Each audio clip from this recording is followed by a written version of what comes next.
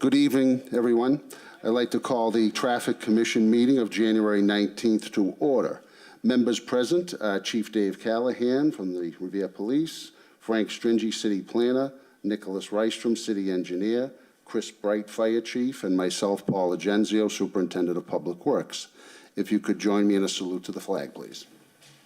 I pledge allegiance to the flag of the United States of America, to the republic for which it stands, one nation, under God, indivisible, with liberty and justice for all.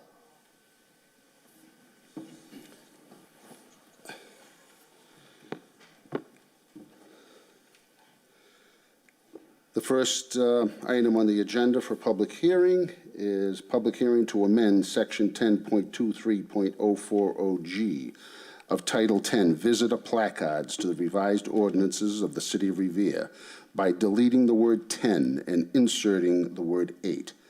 Visitor placards from 10 days to 8 days. Anyone wishing to speak in favor?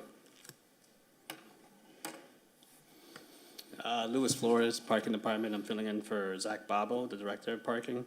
We're highly in favor of this because we're trying to make resident parking more of a priority in the city as opposed to the visitors who are overstaying their welcome, so to speak, because there's not a day that goes by where we don't get an email, a phone call, or a 311 request where residents are requesting us to track these visitor passes more often.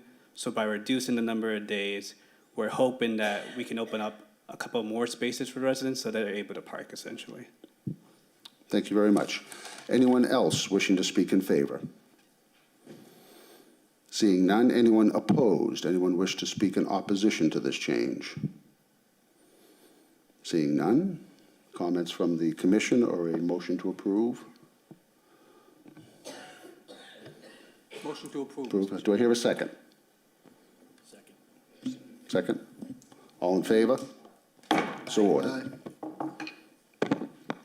Number 2, public hearing to amend Schedule 8 of Title 10, parking restrictions generally, by adding 2 15-minute parking spaces at 75 Shirley Avenue, Monday through Friday, between the hours of 8 a.m. and 6 p.m. Anyone wishing to speak in favor?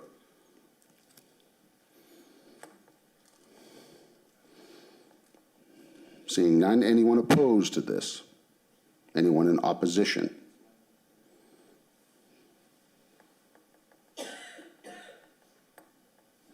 Okay, I believe this was put in by Councilor Novoselsky.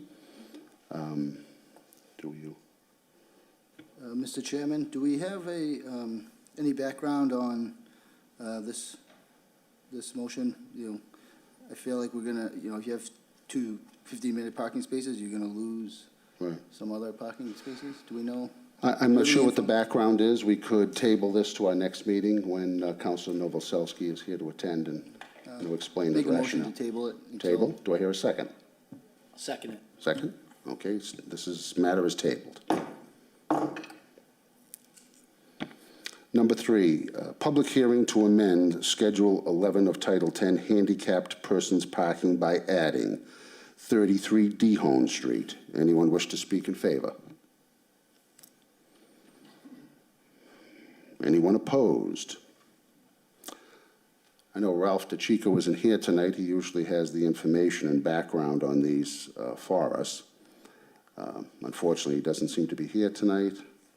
Do you want to table these 2 matters? The other address is 37 Barrett Street. Is anyone here from 37 Barrett? No? Okay. Do you want to table these 2 until Ralph can be here? Mr. Chairman, I would like to have some input from Mr. DeChico. I make a motion to table both. Okay. Until the next meeting. All right. Motion to table. Here a second? Second. Second. The next item on the agenda is updates for the traffic study on Malden Street. There is one request. Maybe we'll just take that up so we can clear up the agenda so we have. The request is to amend Schedule 9 of Title 10 Resident Parking Street. 24-hour enforcement be amended by adding Sachem Street. Do we wish to move that to a public hearing? Motion to move to a public hearing. Thank you. Do I hear a second? Second, okay, that will be put on the agenda for next meeting as a public hearing. So now we are going, as everyone has been following this for quite some time, we had a traffic study done for the north side of Malden Street between Malden and Squire. I'd like to invite Alex, the traffic engineers, up to make a presentation. Alex, I believe you have a sign-up sheet. Maybe we can, so now, we're going to put a sign-up sheet on that desk at the end. You can put your name and cell phone, email address. So during this process, you can talk directly to the traffic engineers, or they will update you, and they'll be able to correspond with you directly, if you so choose. So they're going to put that. Alex, if you could just give us a little presentation about your company, and we'd appreciate it. This is the first of 2 or 3 meetings. This first one is to get public input so the traffic engineers can hear directly from you your concerns.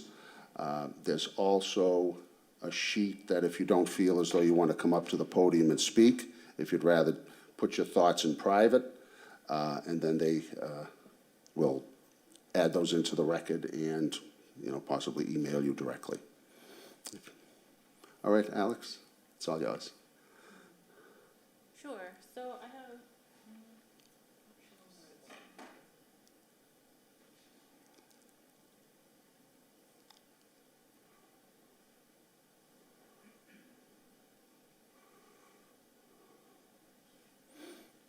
Take your time, no rush.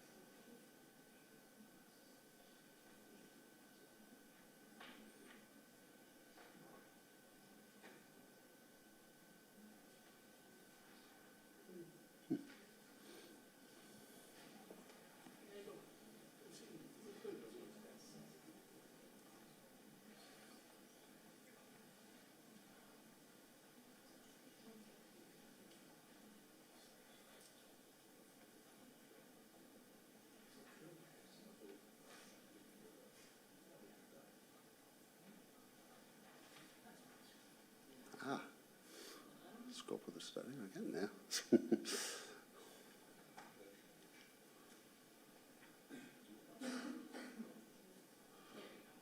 Okay. All right. Sorry about that.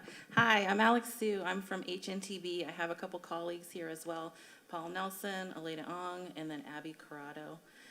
So we're here today to talk a little bit about the traffic study that we're doing within the Malden Street neighborhood in the bounds of our study.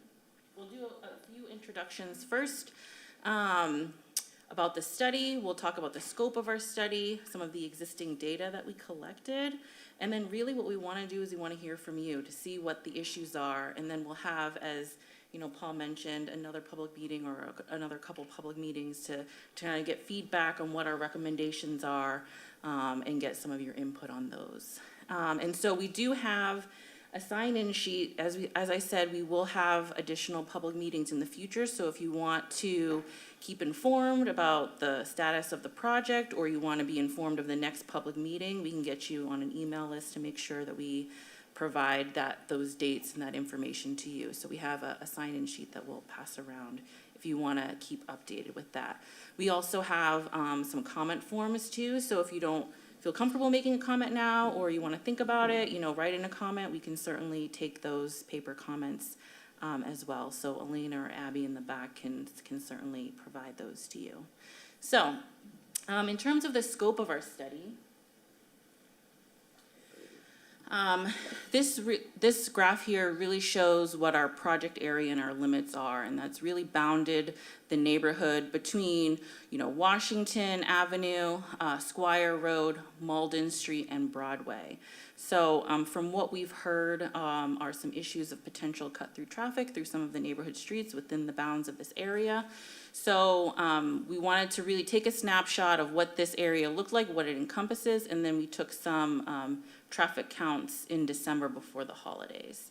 And so we'll present some of that data to you, but really the scope of our study is to find out what is happening out there now. What is the traffic like? What are the issues out there? Hear from you. And then come back and see what can we do to help, solve some of these issues to prevent whether it's cut through traffic, slow speeds down in the area. We really want to understand what the problems are in the neighborhood so that we can better address them with some of our ideas and recommendations moving forward. So we'll have another public meeting that will go through some of those recommendations, decide what of those recommendations we can or will implement, and then what the next steps are if we have to get other agencies involved, like Mass DOT, who owns Squire Road, Route 60. We'll understand what those next steps are. So just, we have a few graphics here. I know some of them are a little hard to read, but we can certainly provide PDFs of them so they can be circulated around if you want to understand some of the numbers a little bit better. But we did several turning movement counts at intersections kind of along the outskirts of the project area. So we have obviously on Washington Avenue at Malden Street, a couple locations along Malden Street where we understood there to be some issues in terms of potential cut-through traffic. Broadway at Malden Street, and then Squire Road at Charger and Sigourney. So that's where we took turning movement counts, and we took those counts during the weekday. So the counts were conducted between 6 a.m. and 7 p.m. During the weekday, and then we also did midday counts on Saturday, so like 10 a.m. to 3 p.m. And so we determined what the peak hour traffic looked like on those intersections, as well as we took, you might have seen them throughout the neighborhood, we took automatic traffic data counts, so 24-hour continuous counts, full day counts for 4 days. And that happened from a Wednesday through Saturday, so we could understand what the weekday looked like and also what a typical Saturday looked like. So that you'll see along each of the roadways, you'll see some of the peak hour numbers. What we found out in this area are that the AM peak hour happened between 7 a.m. and 8 a.m. The PM peak hour happened from 4 to 5, and then the Saturday happened from 2 to 3. And these are pretty common, commuter peak hours that you typically see in many areas where you have like the morning commuter peak, between your 7 and 9 generally time period, and then your afternoon sometime between 4 and 6. So we were seeing the general trends that you typically see in many places for commuter traffic. And we did note that during the week, we did see larger volumes of traffic on Sigourney and on Charger Street. So those are the two streets that have signals with Squire Road, and they go one way in the northbound direction. And those are the only streets that you're allowed to take left onto Route 60 from within this traffic area. So those are the general patterns that we were seeing out there.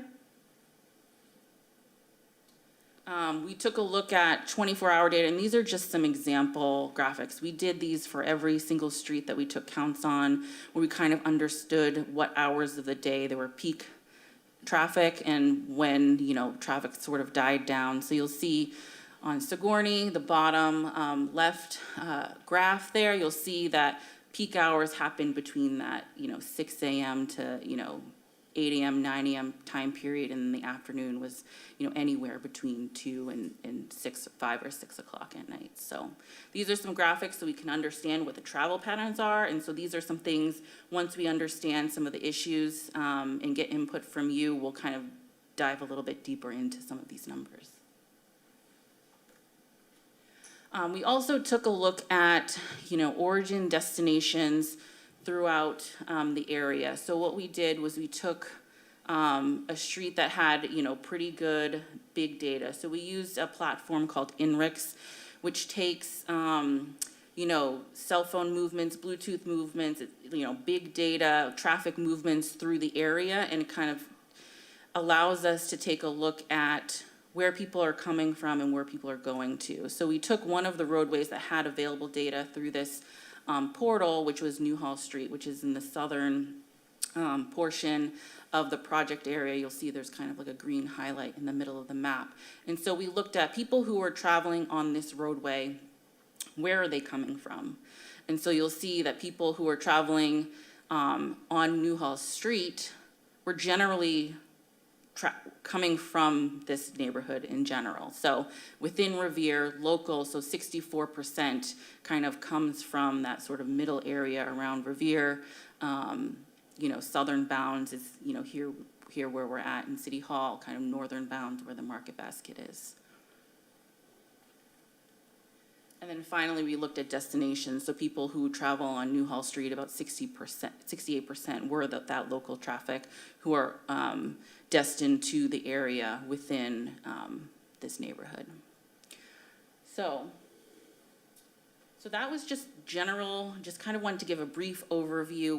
We'll dig deeper into some of the existing traffic data as we go through and try to understand what the issues are, but wanted to give you a flavor of the things that we collected data for. And, not that this is the only data we have, we can certainly, once we understand what the issues are, kind of dig a little bit deeper into the numbers to figure out if we need to kind of change the range of hours that we're looking at. If we're looking at, off-peak hours where people are finding the most issues, we can kind of dive deeper into that.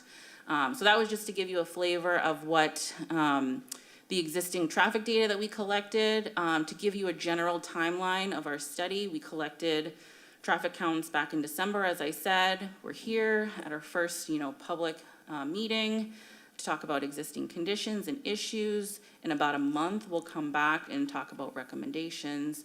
We'll finalize those recommendations and then come up with the next steps for implementation.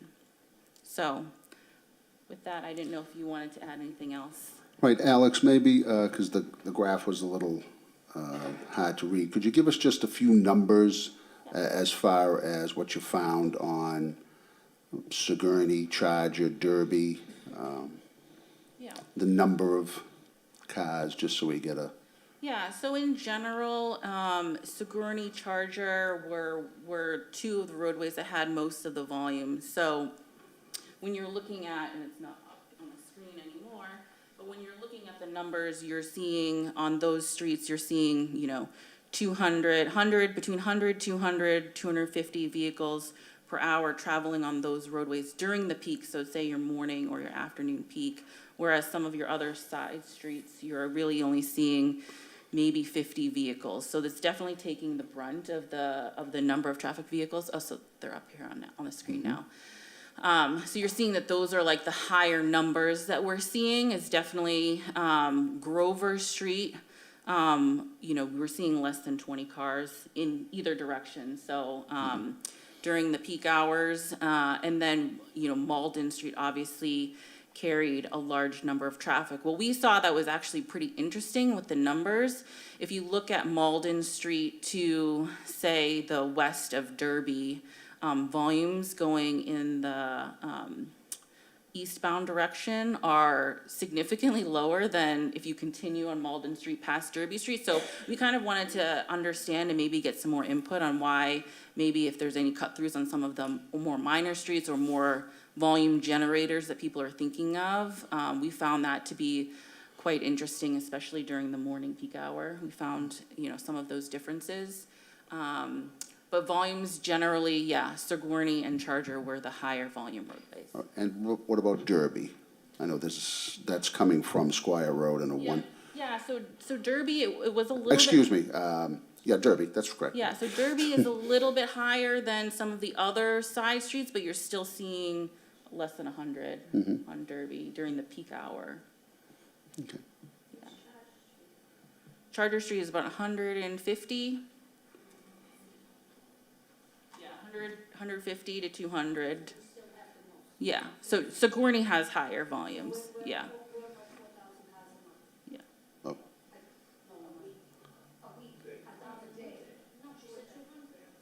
during the peak hours? during the peak hour, Hour. peak hour, yeah. Right. That's hourly, yep, that's hourly. It could be, yeah, yep, right, Right.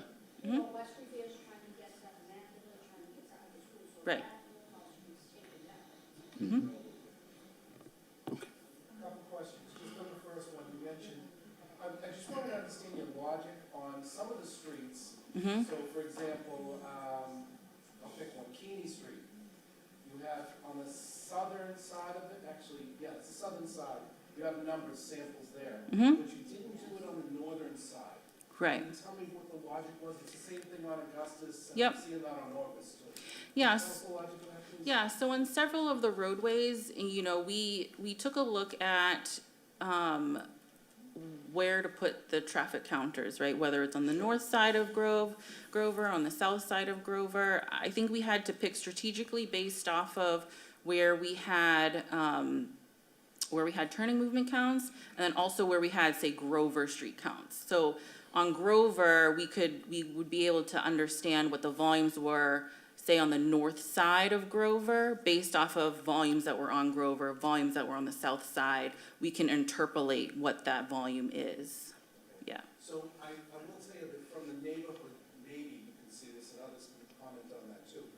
The south side traffic versus the north side traffic, there is variability, so you may want to consider doing the studies there or using the studies that the city, did you use those data numbers that the data? This is just showing all the new data that we collected in December. Do you consider the old data at all? We will consider that, yes. Yeah, because they had, where the city, the police department put their traffic counters. Okay. Were perhaps on the south side, the north side, they might either aid, or you might wanna go back and look at some of those, because I would say to you, those numbers are different. Sure. Due to the, due to Grove Street, exactly what you said. Right. Second thing on big data you mentioned. I saw that it was very clear, it's all about the school area. We have a lot of traffic in there. Yes. Did you eliminate, using big data, obviously, if you're using Google and traffic comes from that, you're eliminating the walkers, there's a whole lot of walkers. Yes, it does not include walkers, yep. So you're doing something over Yep. X miles an hour. Yes, it takes into account, speed when it comes to that Great. data, Thank you. yes.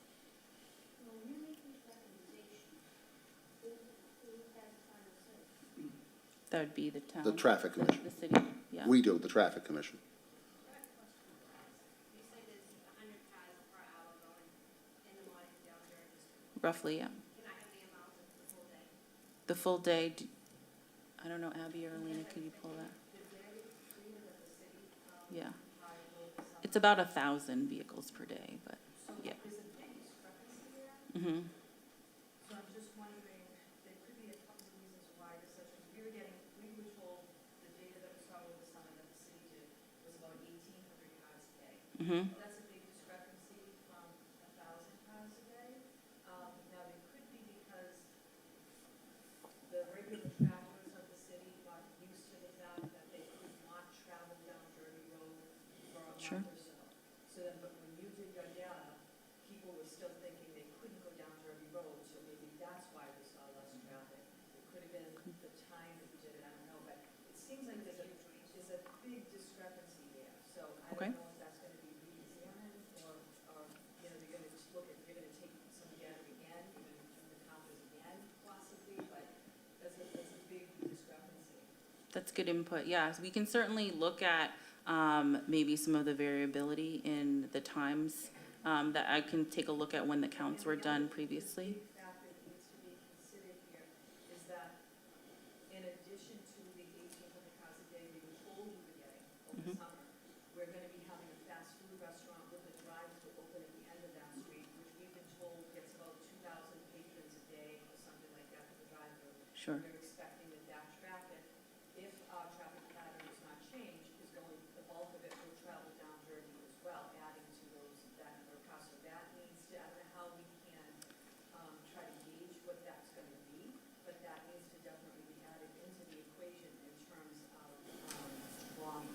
And that was something that we were asked to consider as a part of our study as well. Do we have some numbers, daily numbers? Okay. Is Derby Derby, 1,037. a day? A day. Yeah. Um,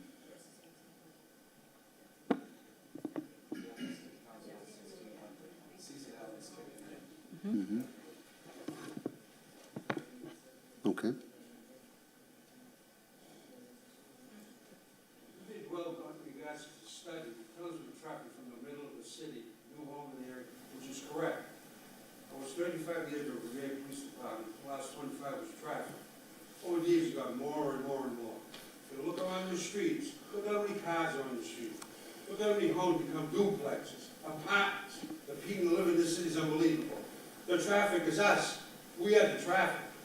Where do we go? Northgate. Where's the traffic? It goes Derby, Segretti. I agree with you. Show me where we can go. You're not gonna go all the way down to Broadway to come around to go. You wanna go to Route 1, you gotta go down these streets. It's a shame, but that's fine. The problem is the population's bad, but they keep building, building, building. Look, the apartment complex by the cemetery. What a view. The cemetery and the highway. Where they park? There's too many cars in the city. You go, how'd you get down to Broadway? Can you get here? There's gridlock. In the morning, when those hours are, Mulder Street, Park Ave, all where the schools are, between 7:30 and 8:30 is gridlock. You cannot get to the city. No way. And the afternoon, the same time. The afternoon, you're going to, you know, the market basket, everybody's shopping. That's where they're going. That's the main streets. That's our problem. Too many cars in the city. The city's been promised so many things years ago. Years ago, we were promised to get insurance discounts. We were the highest around. Because there's no break-ins. No. Okay. The accidents and stuff, I did the accident problem. We've been lying over years. We're supposed to get a discount, we're going to the bridge and the tunnel. That didn't happen. The sand by the 128, where'd that sand go? It's on the beach. Let's go Route 1. Okay, if we could keep the comments to the study. I'm not disagreeing with anything you're saying, but I want to get to Route 1. They were supposed to expand Route 1 by the state was going to take it over. Didn't happen. They gave us a sidewalk. Should everybody walk on Route 1? This is where we are. Alex, Well, that's like, is this something you could print out, like a report that we could hand out at some point, or email it, so everyone can digest the numbers? Of the existing conditions? Yes, of the Yes, existing we can certainly conditions. provide that. Okay, all right. Sure, yes. That's where the traffic goes, Third Street and Charter Street, but that's not fair. It's not fair to people that live on Cedar Street or Charter Street or Derby Road or Augusta Street. It isn't fair, they usually traffic. I start, I get them at 6 o'clock in the morning, they come around the corner, and I have, there'll be 10 cars a minute coming around the corner. I happen to be the first house on the street. And they take that corner without even thinking it breaks, they like, who's gonna be there? I see 2 trees in front of my house, they both got knocked down. A tractor trailer trucking up my street, the wires in a telephone pole fell down on my friend's car park in front of my house. Now that telephone pole is higher, and the trucks are bigger, and if it comes the next time, and they knock that pole down, it'll be in my kitchen window. Is that fair? I don't care, we didn't ask our streets, as the streets, as the cut through, or to go to Northgate, off the market basket. Why can't they go around the rotary from one end of the highway to the other? Why do we have to pay for this? Why do we have to suffer? And let me tell you, these cars today, not only do they drive fast, they are so loud, you would think you were in Indianapolis speed. The loud noise, it's ridiculous. What would happen if they couldn't cut up our street and take the left to Norfolk? They would all have to go on the road, wouldn't they? And that would solve the problem. I think there's a you ever see the traffic question. on Squire Road? Well, you can't get around. So you're gonna send the traffic this way, blocks of Broadway, Squire Road, you take 15, 20 minutes. I'm just saying you're wrong, maybe you're wrong. But we was taking traffic one way or the other. How many years has this been this way? more than 60. I understand what you're saying. First thing in the morning, the problem is, you know, when they're running first thing in the morning, they go get their coffee in the gas station. And then they come back up In here. other words, it's the local people, it's not the scientists. Sorry, there's a comment over here. Okay, so if we could each speak individually rather than, There was one in the back. okay, no, that's okay, I understand you're frustrated. But if you could just direct your comments up here one at a time so we can understand what's happening. Now, in relation to speed counts, you did some, did you find anything? We did speed counts on several roadways. Sigourney, Charger, Derby were all one of them. Average speeds on those roadway were around 20 miles an hour. 85th percentile speed, which means, it's a common term that we use with traffic analysis and traffic engineering. 85% of the vehicles travel at that speed or lower. And that number was 25 miles an hour, or roughly. To that, and I made comments to this to my husband, like, when you guys have the strip zone, they were at the end of Derby, where you turn around the corner. I suggest if you put them at the top of the thing, your speed is gonna be a lot different. I mean, you're just coming around that corner, and then they speed up, so those things were right at the beginning. There was a comment in the back that I want to make sure we get to. Sorry. That was my question. Okay. If there's any numbers on Okay. Sorry. The issue about being cut loose with Derby, the thing is that we're all streets off that same road, off Squire Road. So why one street should be getting all of that traffic, should be absorbing all that traffic, and all the other streets don't, that to me just doesn't make sense, because one street's just getting hit. We're all adjacent off of Squire, you know, so I mean, I'd like to know, do you have the daily, for Gore? Do you have the daily numbers for Gore? Yeah.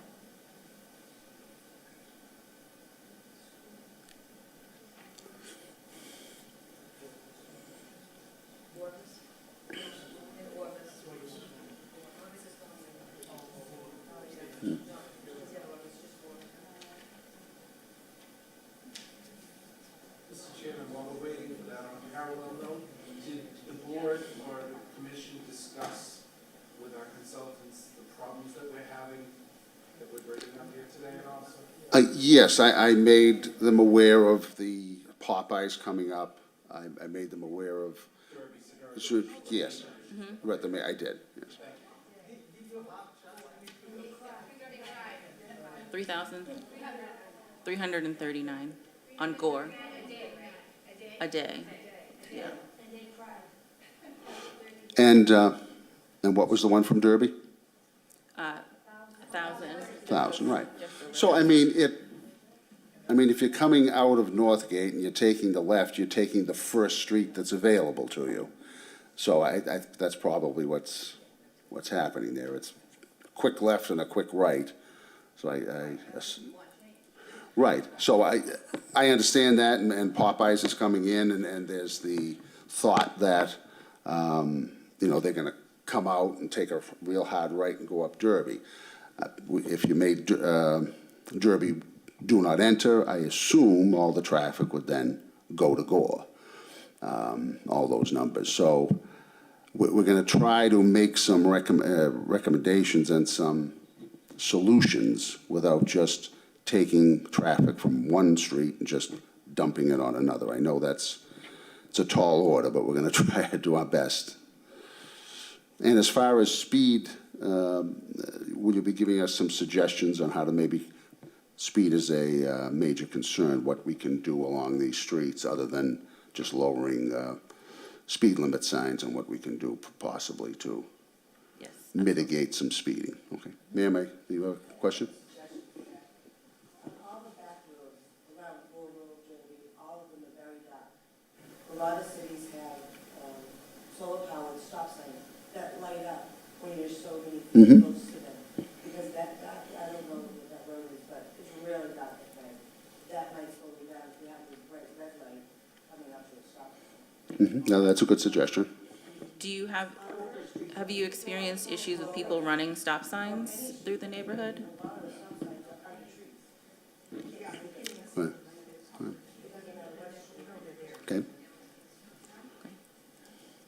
Yes, sir. To your point, Paul, about the turnaround over there of going up Derby, not coming out of Popeyes, it used to be Honeydew. Right. And then you're saying that they're just gonna go up to Core, but basically, the people that are going up Derby, that are gonna be going to that facility, just like they were going to the Honeydew, Right. is the turnaround. So they're gonna go up, they're gonna go down Sigourney Street and head towards where they wanna go.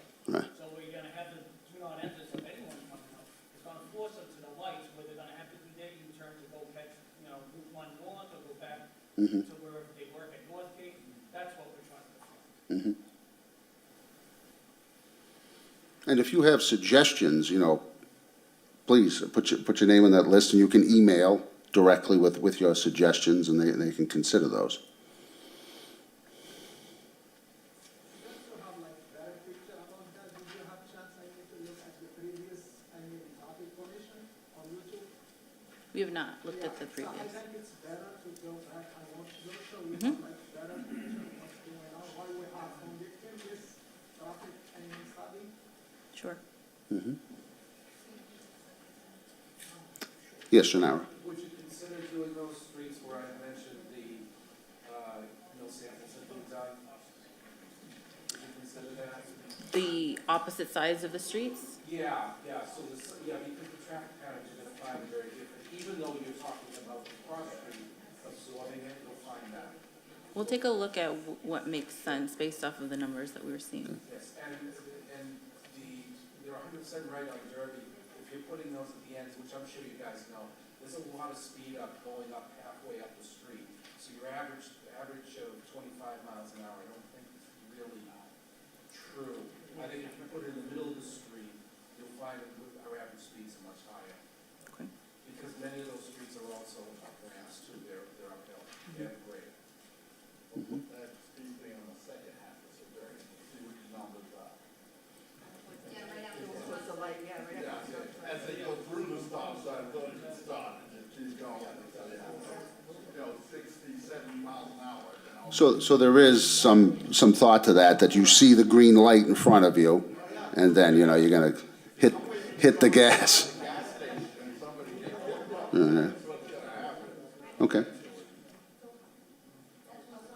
Yes. Are we gonna, be able to have a contact person's email address so that we can email them? Yes. Give you the contact. Yep. Yep. Yes, and then you can get a printed report from them. Yeah. Yeah, do you want us to go through the printed report, or how do you want? Yeah. Okay, well, right, I think we'd like to get it to everyone so they can digest them. So how would we get these? You want me to send it to you to distribute? Yes, okay. So, right.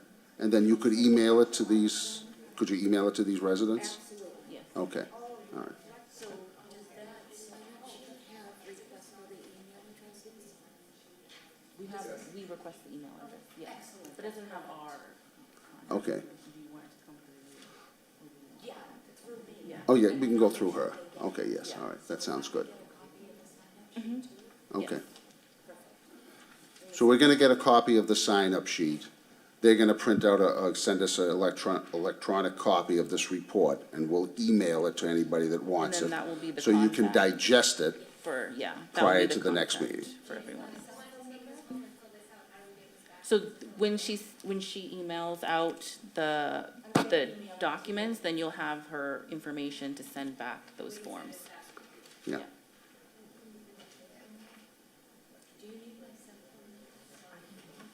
Okay. All right, yes, ma'am. Your road is in 3 sections. One comes up in Squire, one comes up in Malden, and then there's 2 cross streets. Right. Where did they do their study from? Did you do it from the whole street? Or where did you do it on Gore Road? On Gore Road, we had 2 different sections of counts. So we had turning movement counts at one end. We had turning movement counts on one end. We had, tube counts on the other end, and then we did not take counts at the Grover intersection. So we have the 2 ends. We have the 2 ends. Now you have to do the whole street. Because people come in and turn up Gore Road off of those side streets, you're not counting those fire, that's it. We took counts on Grover, so we can understand if people were going down Grover, we have those numbers. So they have the cars that are going down Grover, they have those numbers.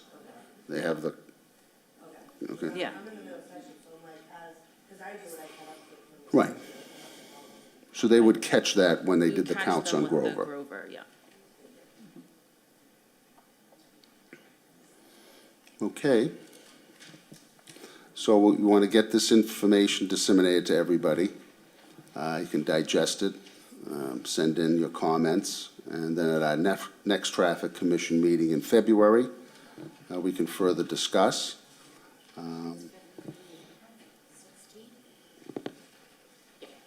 16th? February 16th. And if you can confirm if you're, let me know tomorrow if you're able to come on the 16th. All right, and Mr. Cataldo, where did you say these extra counts you wanted on what? Give me On the slide that's actually up on the computer there were some streets that did not have, so you have the north side of Augustus, I'm just picking that because I saw that. okay, now Augustus is two ways, a two-way street. Right, but the north side before the cut-through street, which is at the door, the south side was not sampled. Same thing, I think, with Pemberton too. And there's a different, Okay, so there's a different traffic pattern on those two streets. Perhaps that could be added to the scope. If there are streets like that, that also, I know you're just seeing this also, to Right. identify, Right. say those could potentially be heavily trafficked. I mean, Sigourney was on Fullway, that makes total sense, same thing with Derby, total sense. Both sides. Augustus Street?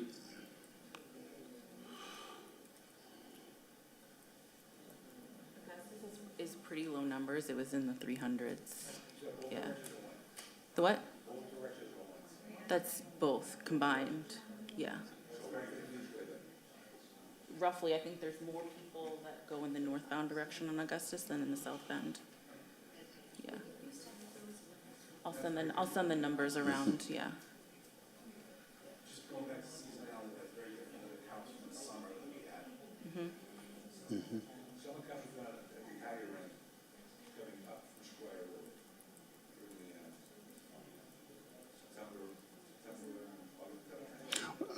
September, Chris, is this information available to get?